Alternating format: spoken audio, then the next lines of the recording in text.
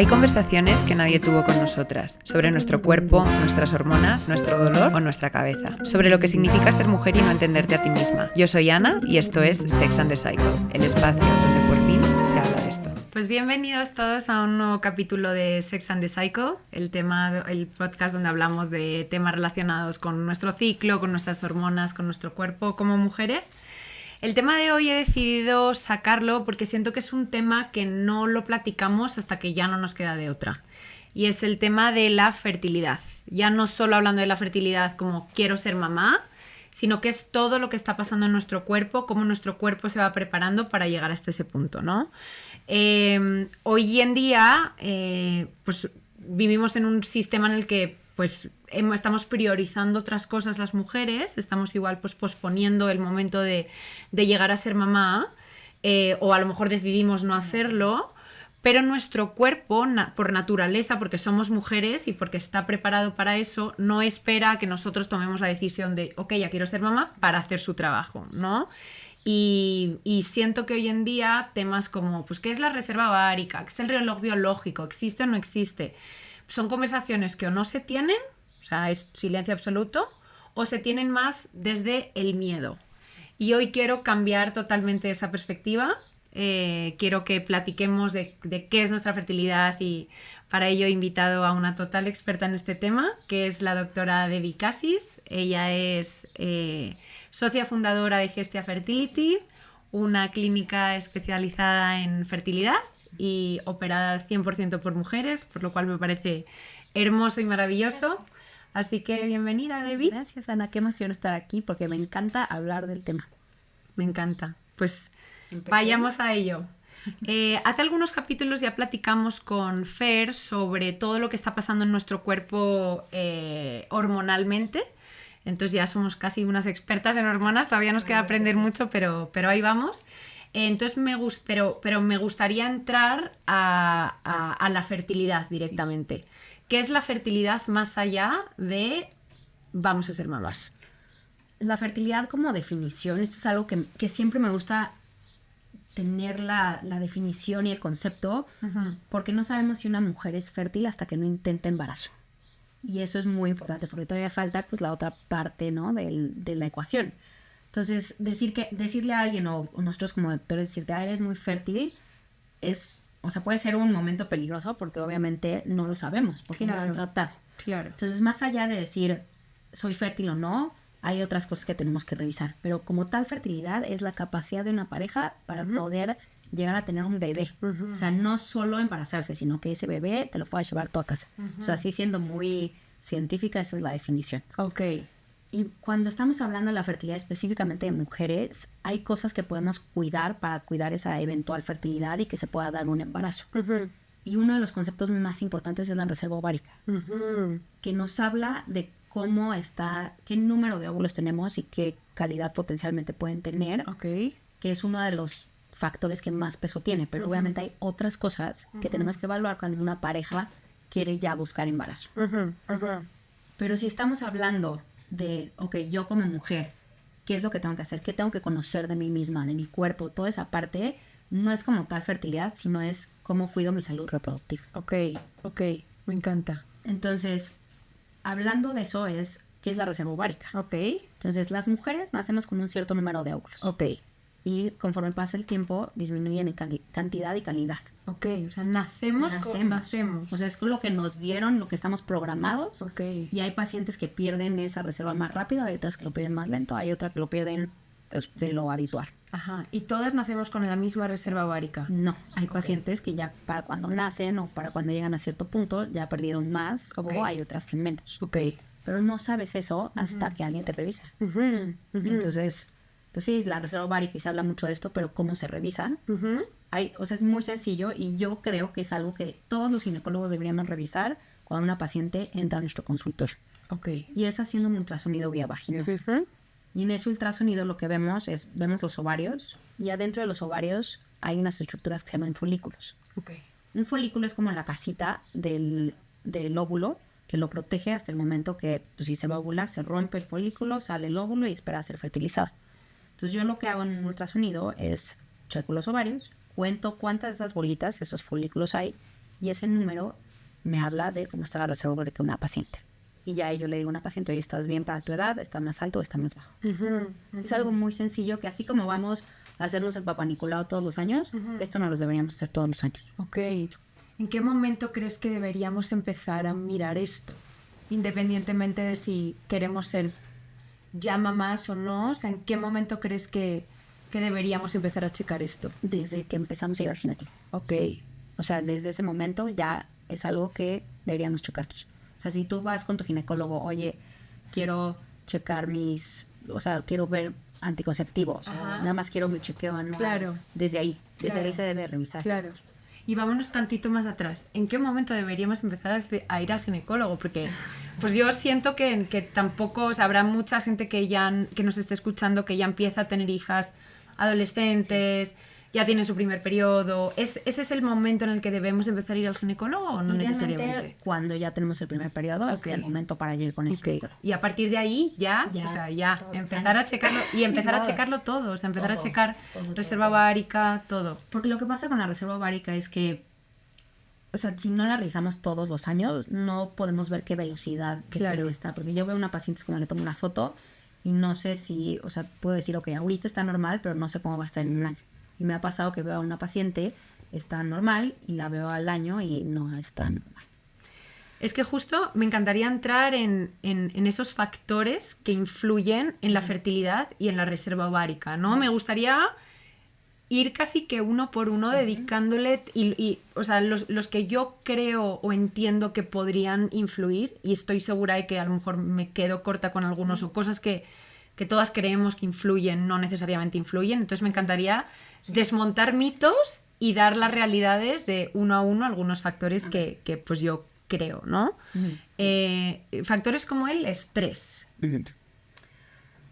No hay una manera... Sí. Mi expresión fue porque es muy difícil medir el estrés. Ok. O sea, si tú preguntas a alguien, ¿estás estresado? Sí. Yo creo que el 100% te va a decir que sí. Obviamente hay situaciones de estrés muy agudas, ¿no? O sea, muerte de algún familiar, muerte de alguien querido. O sea, eso es un poquito aparte, pero es muy difícil medir el estrés. Sin duda el estrés tiene un papel importante tanto en nuestra salud reproductiva como en la fertilidad. Pero también es difícil decirle a alguien, no, si te relajas o si quitas tu estrés, entonces va a mejorar tu reserva ovárica. Ni siquiera sabemos lo que es el estrés, o sea, sí, estoy totalmente de acuerdo. Eso es un factor muy complejo. Yo lo que siempre le digo cuando siempre hablo del tema es, ¿cómo manejas tu estrés? Entonces, si no tienes las herramientas para decir, ok, estoy estresada, sí, yo sé, pero hago ejercicio, tengo un hobby, tengo terapia. O sea, el chiste de manejar el estrés es eso, que lo sepas manejar, que tengas esas herramientas, porque así lo disminuyes y eso invariablemente va a tener un impacto positivo en tu salud general, tu salud reproductiva, tu reserva ovárica como tal, ¿no? O sea, si te quitas el estrés no va a regresar tu reserva. La reserva no regresa. Se fue y ya no hay manera de recuperar. Ok, pero sí podemos ralentizar la velocidad a la que la vamos perdiendo. Sí. Ok. ¿Qué tal la comida, la dieta? Así como afecta la salud en general, también afecta la salud reproductiva. Entonces no es lo mismo una persona que no hace ejercicio, que no tiene una dieta balanceada, que come siempre fuera, por ejemplo, que come mucha grasa, muchos procesados, etcétera. Eso sí tiene un impacto. Ok, sí, definitivamente. Los famosos anticonceptivos. No tienen efecto. No tienen ningún efecto. Me encanta que lo digas porque creo que es algo que todo... No, es uno de los mitos. No está demostrado, es un mito. Lo que pasa es que cuando típicamente le recetamos a una paciente anticonceptivos, pues tú que tenga 22 años. O sea, a los 22 años pues, está la reserva y empieza con los anticonceptivos. Y cuando deja de usar los anticonceptivos, típicamente pasan 10, 12 años. Y dice, ok, ya quiero tratar de embarazarme. Obviamente la reserva ovárica disminuyó porque el tiempo pasó. Claro, no por los anticonceptivos. O sea, entendido. La reserva ovárica se pierde independientemente de si estás con anticonceptivos, si estás viajando, si estás embarazada, incluso seguimos perdiendo nuestra reserva ovárica. Entonces no afecta. Ok. Síndrome de ovario poliquístico. Sí afecta, pero las pacientes con síndrome de ovario poliquístico, de hecho, tienen más reserva. Y de hecho ya cambió el nombre. Ah, ya, eso he escuchado. Cuéntanos. Sí, ahora, el síndrome de ovario poliquístico siempre era, es que me dijeron que tenía quistes en los ovarios. Ajá. En realidad va más allá de lo que pasa a nivel ovárico, es algo metabólico en general. Ajá, ok. Entonces, muchos pacientes tienen, obviamente, alteración de los ciclos, pero también tienen resistencia a la insulina, tienen otras alteraciones que afectan todo. Entonces ya lo cambiaron a síndrome ovárico metabólico poliendocrino. Entonces, A ver cómo ya lo Está aprendemos está ahora. súper complejo, para mí siempre va a ser SOP Ajá. o en inglés PCOS. Ajá. Pero bueno, obviamente es importante que se cambien esos términos porque nos quedamos un poco atrás y la manera en que los tratamos, si no actualizamos eso, la manera en que tratamos esos síndromes, pues no se cambia tampoco y eso está mal. Ujú, total, total. ¿Influye en nuestra La fertilidad y en la reserva ovárica? Sí, aunque las pacientes tienen más reserva ovárica, Ajá. la calidad no es la mejor. Ok. O sea, el no tener más es mejor. Ok. Entonces ahí hay que trabajar mucho en la parte metabólica de mejorar parámetros para que los que hay, la calidad sea buena. Ese es un gran tema. No es lo mismo calidad que cantidad, ¿verdad? No es lo mismo. Ajá. ¿Y cómo se no diferencia, pero cómo influye? O sea, ¿cómo se relaciona la cantidad y la calidad? La calidad generalmente lo que más pesa es la edad. La edad, ok. Entonces, Ok. o sea, obviamente todo lo que hemos estado hablando, alimentación, estrés, tabaquismo, no sé si la tenías en tu lista. No la tenía. Tabaquismo es algo que sin duda disminuye, tabaquismo y vape, las dos, disminuyen la cantidad y la calidad. O sea, ahí sí una paciente me dice, oye, es que fue o sea, no nada más por tu salud general, sino también específicamente hablando de reserva ovárica, sí la disminuye. Entonces es otro factor. Sí, amigos, dejemos de fumar. Eliminemos el tabaco en nuestras vidas. Yo hace años dejé de fumar, hace como 5 o 6 años, y de verdad, o sea, genuinamente lo digo, que es de las mejores decisiones de mi vida. Qué bueno. Normalicé tantas cosas de mi cuerpo, de cómo me encontraba, pues sí, pensé El que así cómo, eran, porque llevo años fumando. Y hasta que dejé de fumar que dije, me encuentro bien, Sí, ¿no? O sí, sea, yo me siento bien. me siento bien, qué fuerte. Sí. Así que, en fin, También. ese es otro gran tema, pero Mejoraste tu reserva ovárica. mejoré mi reserva ovárica, me encanta. ¿Qué otras cosas crees que debemos platicar de factores que influyen? Que se me haya olvidado. Es que la realidad es que el que más pesa sí es la edad. Ok. Entonces creo que hay que hablar del famoso El reloj biológico, entremos ahí. Sí existe. Ajá. Las mujeres sí tenemos un reloj biológico. Ujú. Este número del 35, hay mucha evidencia de que después de los 35 esa velocidad de la que hemos hablado de cómo se pierden los óvulos va aumentando. No significa que es como, ya aquí llega hasta los 35 ya estás pida. No. Nada más lo que nos dimos cuenta es que después de esa edad la velocidad empieza a ser más rápida. Entonces por eso se hizo ese punto de corte de los 35. Los 35. O sea, la realidad es que sí lo tenemos. Ajá. Tenemos un límite de cuándo las mujeres podemos buscar embarazo. Ajá. Porque una vez que se acaba nuestra reserva ovárica es Ajá. cuando ya entramos a la menopausia y ya no podemos tener hijos. Claro, los 35, o sea, decimos, es una media. O sea, hay gente que le pasa arriba, que le pasa abajo. Sí. ¿Cómo vemos cómo nos vamos acercando a esa edad? O sea, Estas como... revisiones Ok. anuales y Ok. viendo cómo está la velocidad de pérdida. Ajá. ¿Cómo se ve ese proceso? O sea, como has dicho, nosotros nacemos con un número de ovarios. Uy, no, número de ovarios también. Un número de ovarios también. Número de folículos y se van reduciendo a medida que va pasando el tiempo. ¿Cómo se ve esa...? O sea, dirías que cada año se van perdiendo tanto y a los 35, o sea, ¿cómo se ve ese proceso en la práctica? Eso es como de cada paciente, pero típicamente tenemos como tablas donde ponemos así como a los niños cuando van creciendo, los vas poniendo en tablas y dices, ok, va creciendo bien. Lo mismo hacemos con la reserva ovárica. Es como que tienes esta edad, estás en este punto. Tienes que más o menos seguir sobre esta línea de que, por ejemplo, si vi 12 folículos este año, para el siguiente debes de estar entre 10, no menos de eso. O sea, si de repente vi una paciente que tenía 12 y al siguiente año le veo 5, pues entonces eso ya me habla de que la velocidad va más rápido. Claro. O sea, al igual que hacemos las tablas para los niños como van creciendo, lo mismo. Lo mismo hacemos. Ajá. Entonces, entre más años llevemos revisando una paciente su reserva ovárica y teniendo ese control, Ajá. pues entonces así es como podemos detectar más rápido si una paciente va a perder su reserva ovárica antes. Si pierdes la reserva ovárica antes, implica que vas a entrar en perimenopausia antes y que vas a entrar en menopausia antes. ¿Cuál es la diferencia entre la perimenopausia y la menopausia? Perimenopausia es todo el periodo antes y después de que ya se nos quita el periodo menstrual. Ok. Es una paciente que ya decimos está menopáusica, lleva 1 año sin tener ciclos menstruales. Ok. Y eso es como un momento específico en el tiempo. Ok. La perimenopausia es todo lo que pasa antes. O sea, es todos los síntomas, todas las incomodidades, todos los cambios, todo eso es la perimenopausia y hay que hablar de perimenopausia. Eso es otro tema. Claro, no, hay tantas cosas que podemos hablar. Pero sí, o sea, yo también tengo, con esa información de cómo está la reserva ovárica, tenemos información de si una paciente va a entrar antes a perimenopausia. Justo, ¿cómo se relaciona nuestro ciclo con nuestra fertilidad? Una paciente que tiene ciclos regulares, es Ajá. una paciente que tiene mayor probabilidad de que no vaya a tener un problema ovulatorio de que pueda quedar embarazada. Ok. Entonces, eso habla de una parte que está bien dentro de este mundo que revisamos de la fertilidad. Entonces, no es una garantía. O sea, si tienes ciclos regulares, no es como te vas a embarazar sí o sí, pero es un indicador de, ok, las cosas van bien. No es lo mismo una paciente que menstrua todos los meses a una paciente que pasan 3 meses sin menstrua o menstrua cada 15 días.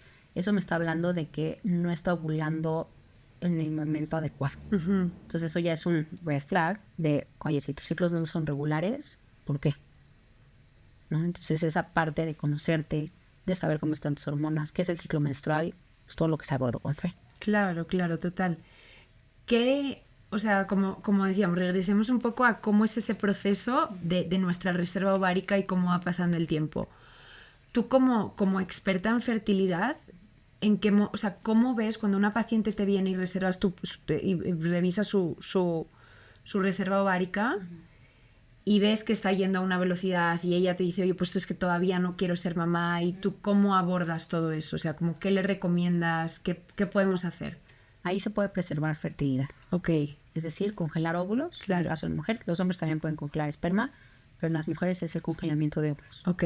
O sea, es sacar los óvulos del cuerpo, es un proceso que conlleva inyectarse hormonas y todo, podemos hablar un poquito de eso, pero sacarlos del cuerpo, guardarlos en un laboratorio para que no les pase el efecto del tiempo. No se vaya reduciendo la cantidad, sino ya los resguardamos. Claro, no, que o sea, yo me encantará hacer un capítulo full completo de todo ese proceso porque es otro tema, pero ¿hay alguna manera, o sea, nada más como por abrir esa puertita, ¿hay alguna manera de mirar la calidad de esos óvulos congelar o mientras los congelas? O sea, ¿cómo podemos? O sea, ¿hay alguna manera? O tú como experta, ¿qué recomiendas o qué es lo que se puede? Es muy difícil decir, ok, estos son de buena calidad o no. Ok. Lo que más información nos da es la edad. O sea, es diferente una paciente que congeló óvulos antes de los 35, una paciente que congela después de los 35. Otra parte importante es metabólicamente cómo está. Un paciente que no tenga problemas de tiroides, resistencia a la insulina, si fuma, si no fuma, todo eso es parte de la evaluación de tratar de asegurar que la calidad sea la mejor. Claro. Pero lo que más peso le da es la edad. Claro.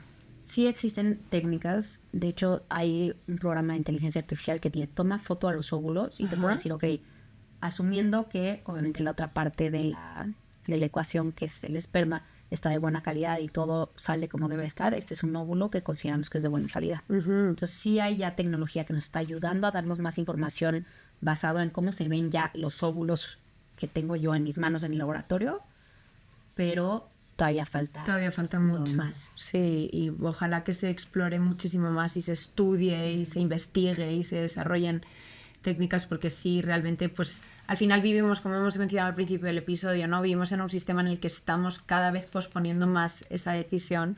Y yo por dar un poquito de esperanza a todo esto, yo sé que la edad influye muchísimo. Pero pues también al final yo estoy segura de que si alguien que se cuida mucho, que todo lo que hemos hablado de estos factores que influyen directamente, come bien, duerme bien, no fuma, en fin, como que toda esa parte, hace ejercicio, seguro que la calidad es mejor cuando eres más grande, pero tienes ese tipo de vida, que una niña de 25 años que fuma, que toma alcohol, que no se cuida nada, que encima pues a lo mejor tiene alguna no enfermedad, pero como condición de obesidad, de diabetes, etcétera. Todo eso como que influye muchísimo, ¿no? Ok, entonces ahora ya vayamos a ya una pareja o una...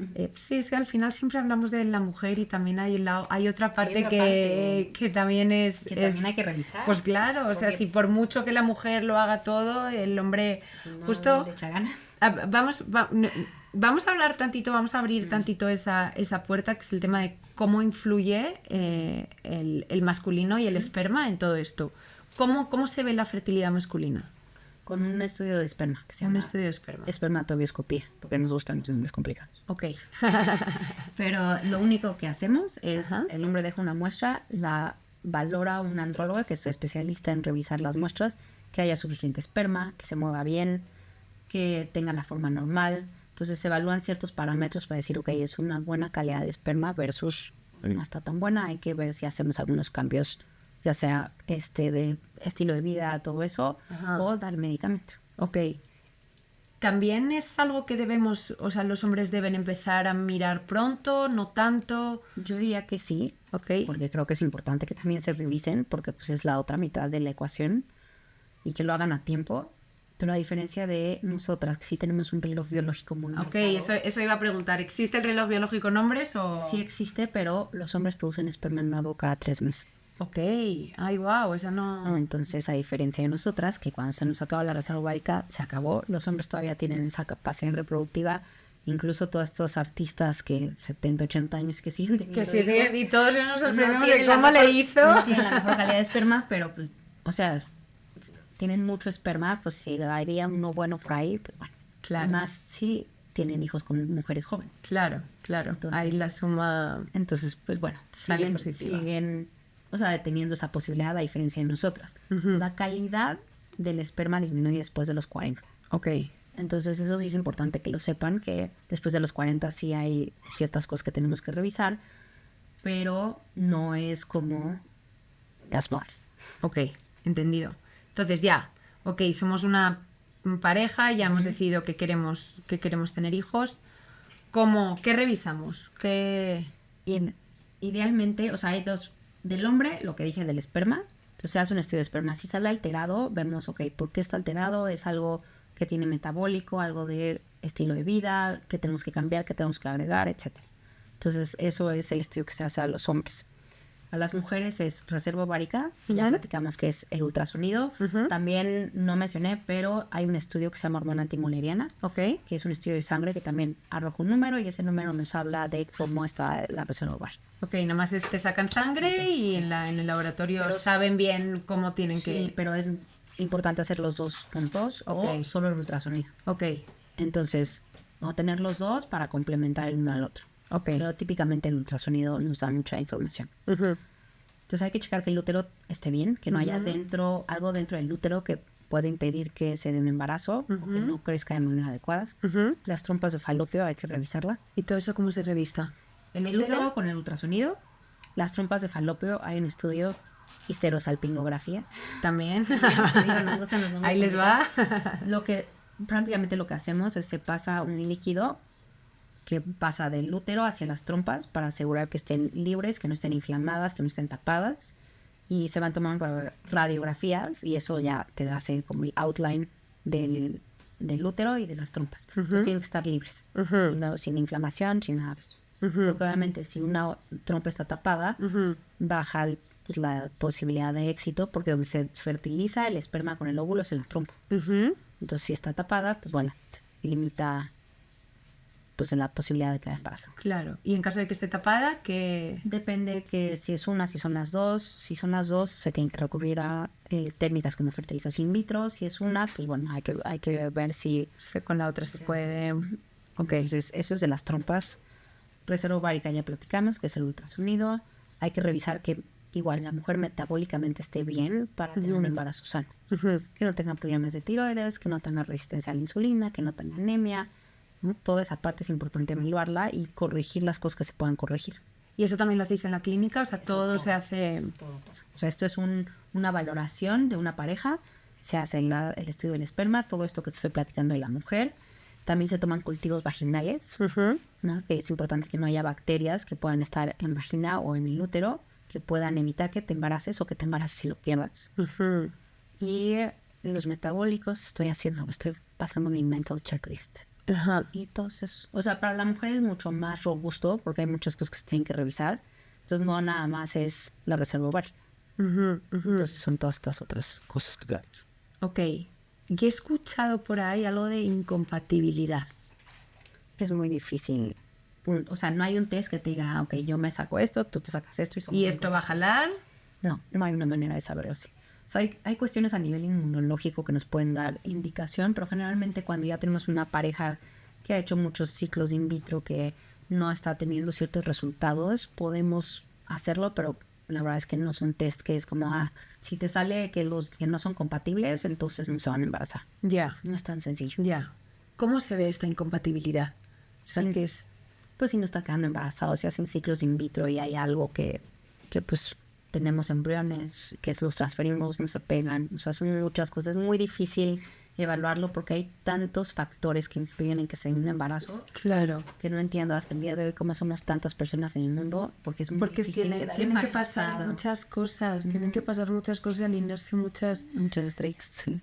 ¿Cuánto tiempo, o sea, una pareja ya ha decidido que se quiere quedar embarazada, ya se ha hecho todas estas pruebas, ha checado que todo pues está aparentemente bien? ¿Cuánto tiempo o cuántas veces, cuántos meses, cuánto es como para ir a ver a un especialista? Pues de hecho, ahorita como se maneja es al revés. Entonces, primero, hay que tener hijos. Si tienes la mujer menor de 35, traten un año. Si en un año no quedas embarazado, entonces vean a un especialista. Okay. Si tienes mayor de 35 la mujer, 6 meses y no quedas embarazado, entonces vean a un especialista. Ok. Yo creo que eso está mal porque ya perdiste un año, ya perdiste 6 meses cuando el tiempo tiene que estar, o sea, no está de nuestro lado, esa es la realidad. Claro. Entonces, idealmente es, ok, queremos buscar embarazo. Claro. Hay que revisarnos los dos, si todo está bien, ok, luz verde, hagan todo, si en 3, 6 meses no quedan embarazados, retomamos y vemos qué está pasando. Pero no perdimos ese tiempo. Sí, se recomienda, o sea, recomiendas hacerlo al revés. Al revés. En el momento en que ya se decida que queremos tener un hijo. Es la manera de hacer medicina preventiva. Sobre todo has dicho todo esto de que la edad juega en nuestra contra, pues al final es perder un tiempo. Es perder tiempo que puede ser muy valioso. Ok. Y pues tomar decisiones a tiempo. O sea, lo que muchas veces no tenemos es tiempo. Entonces, mejor, ok, queremos buscar embarazo. ¿Cómo estamos? Oigan, todo está bien. O sea, es que ahorita estamos detectando algo. Ahorita lo podemos resolver. ¿Qué podemos hacer? ¿Qué sigue? Dentro de un año. No, pues ya perdiste un año.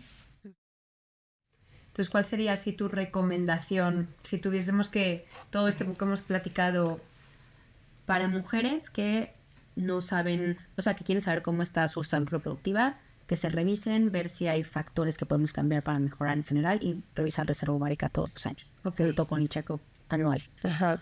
Para los hombres, un estudio de esperma, pero que sea en una clínica de fertilidad, porque ahí hay personas especializadas que procesan el esperma. Y si todo está bien, entonces, pues bueno, cuando vayan a buscar embarazo, entonces se vuelve a checar. Y si es una pareja que dice, ok, ya estamos buscando embarazo, acudir con un especialista a hacer estos estudios para ver, ok, todo está bien, o hay que hacer alguna intervención, hay que dar algún medicamento, hay que hacer algo. Creo que como que toda la teoría me ha quedado súper clara. Estoy segura de que podemos seguir rascando en un montón de temas, pero me gustaría como dejarlos para otros episodios. Nada más me gustaría como, antes de pasar al bloque de preguntas rápidas y a la pregunta final, como cerrar con una cuestión igual un poquito, no sé si más filosófica, pero un poquito más general. Yo platico mucho esto con mi madre y mi madre me dice como, claro, es que ahora estáis priorizando otras cosas, estáis dejando el ser mamás para... ¿Cuánto crees que influye todo esto? O sea, ¿cómo ves tú la perspectiva de que la mujer esté posponiendo el ser mamá? O sea, no es algo negativo ni nada, porque al final estamos priorizando otras cosas, pero ¿cómo ves todo esto a futuro? ¿Crees que definitivamente que platiquemos de esto, que existan clínicas como Gestia, que ahora me encantaría también como que nos contases un poquito qué hacéis en Gestia y cómo abordáis todo este tema, pero... todo se está abriendo, hay un mundo que nos está permitiendo vivir desde otro lugar y posponerlo, pero ¿cómo ves tú esto a futuro? ¿Cómo es algo que te preocupa? ¿No? ¿Cómo lo ves? No me preocupa mientras tengamos la información necesaria para tomar decisiones a tiempo. Me encanta. Eso es el secreto de esto. Me encanta. O sea, el hecho de decir, ok, voy al ginecólogo, sé cómo son mis ciclos, sé que tengo que hacer un tratamiento, mis ciclos son irregulares, qué es normal, qué es anormal. Todo eso, si tenemos esa información, entonces podemos tomar decisiones a tiempo. Claro. Okay, no sé si quiero ser mamá. Está perfecto. Tengo 35 años, pero ahorita no sé, no tengo pareja. ¿Qué opciones tengo? Ok, tal vez puedo controlar overs. Ajá. O tengo 25 y sé que quiero ser mamá, pero de aquí a 10 años no. Entonces, ¿qué puedo hacer? Congelar overs. Ajá. Y ahorita también estoy teniendo muchos pacientes que, oye, nos vamos a casar, queremos tener hijos, pero yo tengo 38 y el 40 y no queremos tener hijos hasta dentro de 5 años. ¿Qué podemos hacer? Pueden congelar embriones. O sea, hay opciones para todos si logras tomar decisiones a tiempo, pero si no tienes la información como esta que estamos tocando aquí, no puedes, porque para cuando ya llegas a ese punto donde necesito, ya potencialmente puede ser muy tarde, o puede ser más complejo, o puede ser sin duda más caro. Entonces se van agregando cosas que idealmente no se deberían agregar si tenemos la información para tomar decisiones a tiempo. Y obviamente una chavita de 24, 25 no está pensando ahorita en formar familia. O sea, típicamente ahorita estudiamos, viajamos, hacemos otras cosas. Y creo que sin duda no es malo. Claro. También tenemos que estar en otras cosas, no solo ser mamás. Pero tenemos que tener información para saber, ok, tengo que tomar una decisión ahorita. Totalmente. Y así como planeamos, ¿qué quiero estudiar? Totalmente. Quiero irme a vivir a Europa, lo que sea. La que tengas, decir, ok, esto, si quiero hacer esto, no descuido esta parte. Claro. Porque muchas veces pensamos que el tener hijos, que tener pareja, que va a ser algo muy orgánico, muy romántico. Y sí lo puede ser, y no le quiero quitar tampoco el romanticismo. Claro. Pero también tenemos que saber y organizar y planear para pues, no tener una situación más compleja a futuro. 100%. Me encanta. Muy bien. Pues cuéntanos un poquito de Gestia. Pues Gestia nació como de esta parte de yo querer que tengan las pacientes un lugar donde se sientan seguras de hacer este tipo de pruebas. O sea, de ahí salió. Porque muchas veces cuando las clínicas de fertilidad a veces nos podemos enfocar en tienes un problema, te lo resuelvo. Y va más allá de eso. Claro. Es ¿cómo estás tú? ¿Qué puedo hacer? ¿Cómo podemos prevenir? ¿Qué opciones hay? Entonces, que sea un espacio donde, aparte de abordamos la parte médica, también tenemos una parte de información, de educación, de guiar a las pacientes, de decir, ok, estas son las opciones, yo te ayudo a decidir, no tomo la decisión por ti, pero te ayudo y te doy todo lo que necesitas para llegar a ese punto que te acomoda más a ti. Entonces, yo creo que Gestia nació de ser ese acompañamiento para poder tomar decisiones a tiempo y con la mayor información posible. Entonces, eso yo veía que faltaba mucho en las clínicas, y es mucho la parte médica de... Total. ¿De bien eso? ¿Cuál es tu problema? Que yo te doy una medicina, te doy esto, haces en tratamiento, va más allá de eso. Sí. Que es algo súper íntimo, o sea... Ir a revisarte reserva ovárica, ir como pareja porque nos están embarazando, ir como pareja porque quieren ver si están bien para buscar embarazo. Todo eso son procesos súper íntimos. Sí. Y entonces cuando llegas a un lugar y te sientes o enfermo, o te sientes que hay un problema, pues eso también te impacta mucho en cómo abordas la situación. Claro. Entonces traté de cambiar un poquito ese giro, de que sea algo del día a día acompañado y que no te sientas ni enfermo y pues tratar de quitar un poco ese peso de preocupación. ¿Sabes lo que me pasó a mí? Yo pasé por un proceso de congelar óvulos y me daba la sensación cuando platicaba con el médico que era como, es que yo sé que para ti es un día más en el trabajo. Tú te has despertado, te has tomado tu café, has venido a la oficina, me haces las preguntas, pero para mí es un proceso tan importante. Y yo entiendo que muchas veces, pues sí, es un día más en el trabajo, tú haces esto todos los días y tampoco quiero que vuelques toda tu vida en mí, pero sí un poquito algo humanizar ¿no? Mucho más como y personalizar mucho más todo este proceso, Claro. No solamente abordarlo, como dices, desde la parte médica, sino también un poquito más desde la parte personal, ¿no? Entonces te agradezco muchísimo que hayas como ido con esta filosofía porque es muy necesario. Sí, creo que sí falta, especialmente en la medicina de la mujer, pero específicamente en fertilidad es algo que falta porque es algo que o no compartes o te da pena compartirlo o no lo platicas, pero en realidad cuando lo hablas o le preguntas a la demás gente, alguien ya pasó por eso. Definitivamente. Alguien ya lo hizo, alguien te puede dar, aunque sea una opinión, obviamente es diferente entre cada paciente, entre cada pareja, pero escuchar que alguien más ya lo pasó, te hace sentir menos sola y menos aislada o rara. O ver que tienes un problema. O sea, sí, pero hay solución, se platica, se habla y se trata. Entonces, la misión de Gestia sí en realidad es educación ante el ciclo menstrual, ante reserva ovárica, ante fertilidad, ante todo esto, porque entre más información tenemos, y aparte de que hay mucha desinformación en redes, y aunque no soy fan de tanto de las redes, pero sí creo que hay una responsabilidad por parte de los que tenemos los que estudiamos para esto. Claro, es decir, esto es la información, es lo que tienes que hacer. Claro. Y es romper un poquito con esa desinformación y decir, aquí están las opciones, tú tienes poder de decisión. Claro. Sí, o sea, yo estoy de acuerdo. O sea, las redes tienen un lado maravilloso que son un micrófono para llegar a muchísima gente. Pero también pues podemos caer en el peligro de que le das el micrófono a gente pues que no debería tenerlo. O sea, ya que es muy democrático, todo el pedo muy democrático, pero todo el mundo claro, tiene derecho, pero creo que hay que ser muy responsable con la información que hay en redes. definitivamente, y mucho más con tema de salud. Exacto. O sea, entonces es un poquito, o sea, uno de los eventos que más me gusta que hacemos es todos los meses hacemos un evento de reserva ovárica y congelamiento de óvulos. Okay. Entonces doy una plática de qué es reserva ovárica, cómo se ve el ultrasonido, cómo es el proceso de congelamiento de óvulos. Oh, wow. Y ahí resuelvo dudas, resolvemos todo. Y es un espacio que se hace en la clínica. Okay. Entonces también me conocen en la clínica. Ajá. Pero ahí me encanta. A ver, o sea, cuenta un poquito más de esto, que puede ir quien quiera. Puede quien quiera, lo hacemos el último miércoles de cada mes. Ajá. Es a las 8 de la noche en Gestia. Ok. Yo doy la plática de reserva ovárica y hablo también un poco de congelamiento de óvulos. Y se puede registrar cualquier persona a través de nuestro Instagram de Gestia Fertility. Y ahí se reservan su lugar, es gratis, o sea, no tienen que pagar nada. De hecho, les damos ahí como charcutería muy bonito. Y ahí también, ahí es donde literal lo preguntan ahí mismo. Y ya ves que todos le van haciendo así de o se acercan al final y me hacen preguntas y ya de ahí voy sacando consulta, etcétera. Pero es una apertura de no están solas, son 10, 12 personas y pues me conocen, platican, se sienten más en confianza. Entonces ese evento es de los que más me gusta y lo llevamos haciendo pues casi desde que abro Fest.